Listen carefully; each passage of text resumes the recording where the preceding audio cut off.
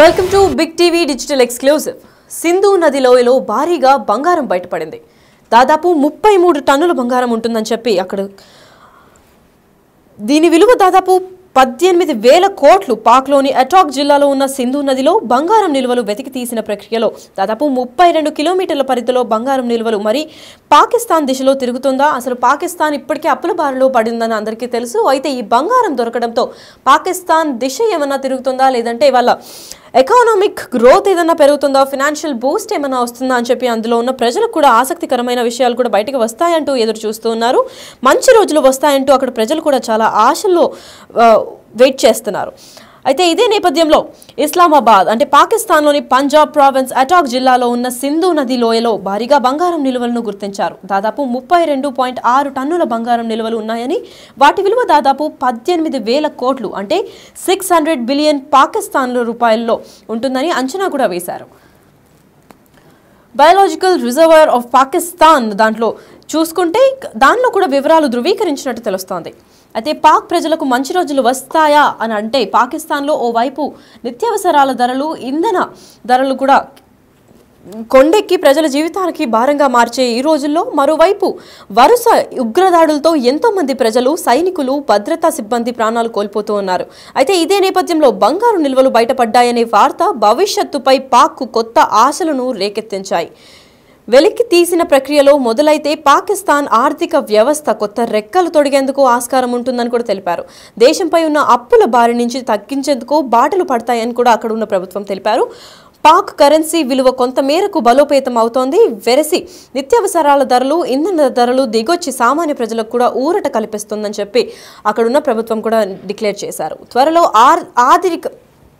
త్వరలో అధికారిక ప్రకటన కూడా వస్తుందని చెప్పి అటాక్ జిల్లాలోని సింధు నదిలో బంగారం నిల్వలను వెతికి తీసి ఈ ప్రక్రియలో ప్రారంభించడం పూర్తి చేసి దృష్టిలో పెట్టామని చెప్పి పంజాబ్ ప్రావిన్స్ గనుల శాఖ మంత్రి ఇబ్రహీం హసన్ మురాద్ కూడా ప్రకటించారు. 32 కిలోమీటర్ల పరిధిలో బంగారం నిల్వలు విస్తరించి ఉన్నాయని చెప్పి కూడా ఆయన తెలిపారు.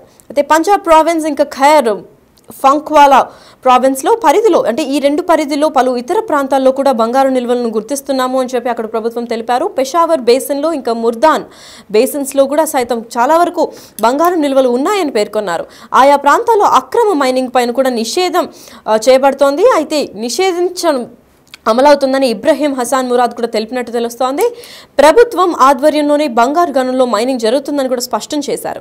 సింధు నది హిమాలయాల్లో జన్మించిన పాక్ మీదుగా ప్రవహించే అరేబియన్ సముద్రంలో కలుస్తోంది. అయితే సింధు నది హిమాలయాల్లో దిగువని టెక్టానిక్ ప్లేట్స్ కదలిక ఎక్కువగా ఉంటాయి కాబట్టి ఈ చర్యల వల్లే అక్కడ బంగారం అణువులు కూడా ఏర్పడుతూ ఉంటాయి. అవి సింధు నది ప్రవాహం ద్వారా పాకిస్తాన్లోని నదికి ప్రవాహిస్తూ ఆ పరిధిలోకి కూడా వ్యాపిస్తూ ఉంటాయి. వందల ఏళ్ల తరబడి నిరంతరంగా ఈ సింధు నది ప్రవాహం జరుగుతూనే ఉంది.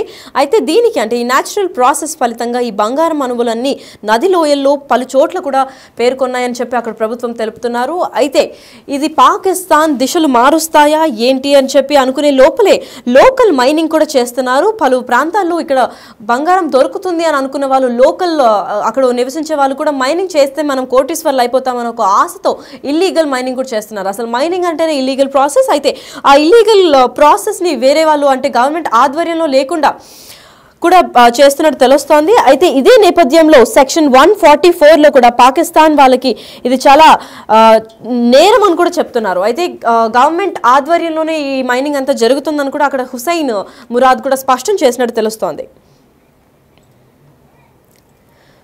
అలావుద్దీన్ అద్భుత దీపం ఉందో లేదో కానీ ఇలాంటి ఓ ఆశా దీపం పాకిస్తాన్కు అయితే కనిపించిందని చెప్పుకోవచ్చు. ఒకవేళ అది దక్కితే మాత్రం తీవ్ర ఆర్థిక సంక్షోభం నుంచి కొట్టుమిట్టాడుతున్న పాకిస్తాన్కు భారీ ఊరట కల్పిస్తోంది అని కూడా చెప్పుకోవచ్చు. ఎందుకంటే పంజాబ్ ప్రావిన్స్ అటాక్ జిల్లాలో ఉన్న సింధు నది లోయలో భారీగా బంగారం నిల్వలు గుర్తించినట్టు తెలుస్తున్నారు. అయితే దాదాపు 32.6 మెట్రిక్ టన్నుల బంగారం నిల్వలు ఉన్నాయని కూడా గుర్తించినట్టు తెలుస్తోంది. వాటి విలువ దాదాపు 18,000 కోట్లు అంటే 600 బిలియన్లు అంటే పాకిస్తానీ రూపీస్లో 600 బిలియన్స్ కూడా ఈక్వల్గా ఉంటుంది. అంటే 18,000 కోట్లు ఉందని కూడా అంచనా వేస్తున్నారు. అదే పాక్ ప్రజలకు మంచి రోజులు వచ్చాయా ఏంటి అంటే మూలిగే నక్కపై తాటాకు పడ్డట్టు ఒక దాని వెంట మరో కష్టం పాకిస్తాన్కు వెంటాడుతూనే ఉంది. అయితే ఓవైపు నిత్యావసరాల ధరలు పెరుగుతున్న కొద్దీ మరోవైపు వరుసగా ఉగ్రదాడులతో ఎంతో మంది ప్రజలు, సైనికులు, భద్రతా సిబ్బంది ప్రాణాలు వరుసగా కోల్పోతూనే ఉన్నారు. అయితే ఇదే నేపథ్యంలో ఉక్కిరి బిక్కిరి అవుతున్న పాకిస్తాన్కు బంగారు నిల్వలు బయటపడ్డాయనే వార్త భవిష్యత్తుపై కొత్త ఆశలను రేకెత్తించిందనే చెప్పుకోవచ్చు. ఒకవేళ వాటిని వెలికి తీసే ప్రక్రియలో మొదలైన పాకిస్తాన్ ఆర్థిక వ్యవస్థ కొత్త రెక్కలు తొడిగేందుకు ఆస్కారం కలుగుతుందా అంటే ఎస్ కలుగుతుందనే చెప్పుకోవచ్చు. ఎందుకంటే దేశంపై ఉన్న అప్పుల బారి నుంచి తగ్గించుకునేందుకు బాటలు కూడా పడతాయని చెప్పి అక్కడ ప్రభుత్వం ఇప్పటికే తెలిపారు. పాక్ కరెన్సీ విలువ కొంతమేర బలోపేతం అవుతోంది అని కూడా చెప్పారు. అయితే వెరసి నిత్యావసరాల ధరలు ఇంకా ఇంధన ధరలు దిగొచ్చి సామాన్య ప్రజలకు ఊరట లభిస్తుంది అని కూడా అక్కడ ప్రభుత్వం నిర్ణయించారు. త్వరలో అధికారిక ప్రకటన కూడా బయటకు వచ్చే ఛాన్సులు ఉన్నాయని చెప్తున్నారు. అయితే అటాక్ జిల్లాలోని సింధు నదిలో బంగారం నిల్వలు వెతికి తీసే ప్రక్రియలో ప్రారంభించడంపై పూర్తి దృష్టి పెట్టామని చెప్పి పంజాబ్ ప్రావిన్స్ గనుల శాఖ మంత్రి ఇబ్రహీం హుస్సేన్ మురాద్ కూడా ప్రకటించినట్టు తెలుస్తోంది. అయితే 32 కిలోమీటర్ల పరిధిలో బంగారం నిల్వలు విస్తరించి ఉన్నాయని కూడా ఆయన తెలిపారు. అయితే పంజాబ్ ప్రావిన్స్ ఇంకా ఖైబర్ పఖ్వాన్లు భావిస్తున్న ఆ పరిధి లోపల ఉన్న ఇతర ప్రాంతాల్లో కూడా బంగారు నిల్వలు గుర్తిస్తున్నాము అని చెప్పారు. అయితే పెషావర్ బేసిన్ ఇంకా మురద్ బేసిన్లో సైతం ఈ బంగారు నిల్వలు ఉన్నాయని కూడా పేర్కొన్నారు. అయితే పలు ప్రాంతాల్లో పాకిస్తాన్లో ఉట్టి సింధు నదిలోనే కాకుండా పలు ప్రాంతాల్లో కూడా బంగారం వెలికి తీసే ప్రయత్నం మేము చేస్తున్నాము. ఇక్కడ కూడా మైన్ చేస్తే ప్రాపర్ మైనింగ్ అంటూ జరిగితే గవర్నమెంట్ ఆధ్వర్యంలో బయటకి వస్తాయి. ఇంకా చాలా ప్లేసెస్లో కూడా బంగారం ఉంది అని కూడా వాళ్ళు చెప్తున్నారు.